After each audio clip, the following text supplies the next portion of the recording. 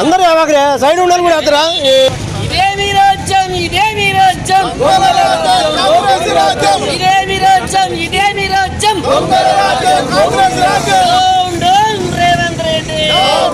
Revanth Reddy down down బీసీలో ఐక్యత BC జనగణన పేరు మీద బీసీలకు తీవ్ర అన్యాయం 47% చిత్రీకరించి బీసీ జనాభా తగ్గిందని ఈరోజు తెలంగాణ రాష్ట్ర ప్రభుత్వం ప్రకటించింది.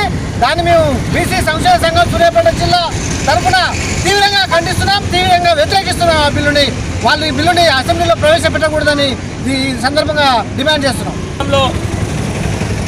మరి 2024 ఎన్నికల ముందు కాంగ్రెస్ ప్రభుత్వం రేవంత్ రెడ్డి గారు మరి బీసీ డిక్లరేషన్ ఇచ్చి బీసీలో ఓట్లు వేసుకొని మరి అధికారంలోకి వచ్చిన తర్వాత బీసీ కులగణన చేపట్టకుండా మరి సంవత్సరం పాటు కాలయాపన చేయడం జరిగింది.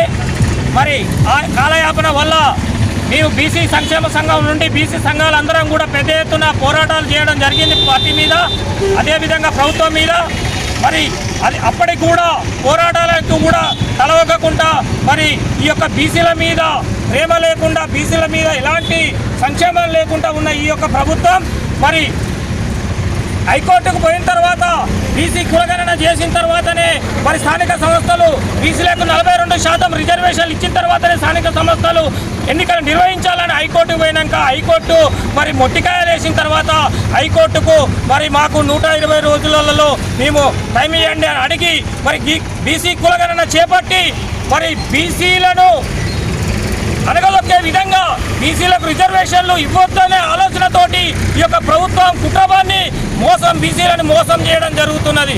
ఎందుకంటే 2011లో జాతీయ సెన్సస్ ప్రకారంగా 52% ఉన్న బీసీలు మరి అదే 2014లో కూడా తెలంగాణ రాష్ట్రం ఏర్పడినాక కూడా మరి బీసీలు పెరగడం జరిగింది, జనాభా పెరగడం జరిగింది. అదేవిధంగా 2024కు మరి 10 సంవత్సరాల తర్వాత కూడా జనాభా పెరిగింది.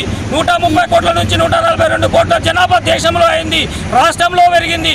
మరి బీసీలను తగ్గించి చూపించే విధంగా మరి 25 లక్షల మంది బీసీలను తగ్గించి చూపడం జరిగింది 2014 ప్రకారం. అదేవిధంగా మరి ఓసీలను మరి 16 లక్షల మందిని పెరిగినట్టు చూపించడం జరిగింది.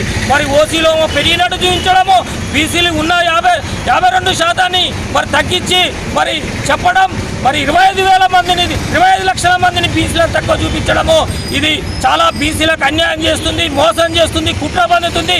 కాకి లెక్కలు ఇవన్నీ ఈ రేవంత్ రెడ్డి, ఈ యొక్క జానారెడ్డి, ఈ యొక్క ఉత్తమ కుమార్ రెడ్డి, ఈ శ్రీధర్ బాబు వీళ్ళంతా ఈ రెడ్డి రాజకీయం నడిపించుకుంటా బీసీలను పైకి రాకుండా బీసీలకు సరైన ప్రాతినిధ్యం ఇవ్వద్దనే కుట్రతోటి ఈ యొక్క మరి బీసీలను తగ్గించి మరి ఎన్వరేటర్లకు కూడా మరి వాళ్ళ అధికారులకు కూడా తెలియజేసి మరి కంప్యూటరైజ్ చేసినప్పుడు కూడా వాళ్ళందరినీ తగ్గించి బీసీలను తగ్గించి చూపించడము చాలా దురదృష్టకరము.